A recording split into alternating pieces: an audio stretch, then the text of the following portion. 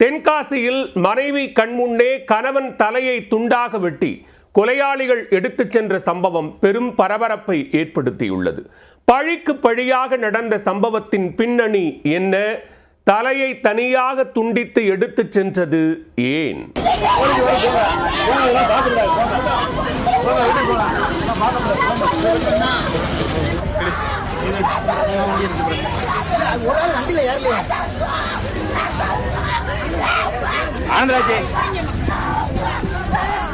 தென்காசி மாவட்டம் குற்றாலம் அருகே உள்ள காசி மேஜர்புரம் பகுதியைச் சேர்ந்தவர் குத்தாலிங்கம்.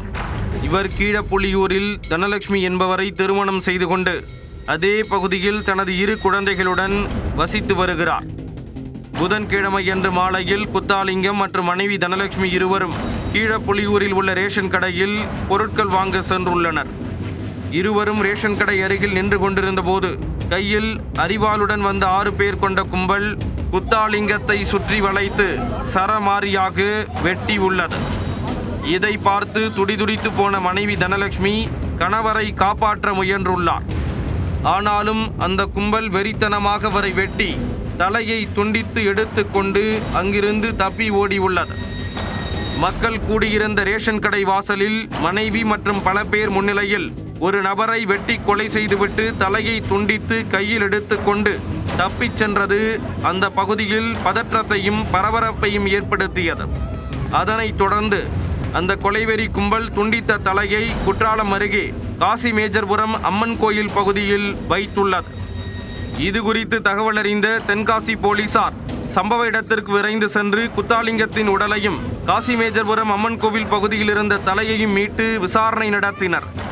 போலீசார் நடத்திய முதற்கட்ட விசாரணையில் பழிக்கு பழியாக கொலை நடந்தது தெரிய வந்துள்ளது. கடந்த 3 மாதங்களுக்கு முன்பு காசி மேஜர்புரம் பகுதியில் நடைபெற்ற ஒரு திருமண விழாவில் டிஜிட்டல் பேனர் வைப்பதில் பட்டுராஜ் என்ற நபர் வெட்டி கொலை செய்யப்பட்டுள்ளார். இந்த சம்பவத்திற்கு பழிவாங்கும் வகையில் குத்தாலிங்கம் கொலை செய்யப்பட்டுள்ளது தெரிய வந்தது. ஏற்கனவே நடைபெற்ற கொலை காசி மேஜர்புரம் அம்மன் கோயில் பகுதியில் நடைபெற்றதால் அதே இடத்தில் குத்தாலிங்கத்தின் தலையை வைத்துவிட்டு அந்த கும்பல் தப்பிச் சென்றதும் விசாரணையில் தெரிய வந்துள்ளது. ரேஷன் கடைக்கு ஜாமான் அங்கே போயிருந்தோம். போயிருக்கையில் அங்கே ஒருத்தங்க அருவாளை பார்த்தோன்னே எல்லோரும் ஓடிட்டாங்க. நாங்களும் ஓடணும், வெளியில் போக முடியலன்னு உள்ளே தள்ளிட்டாங்க.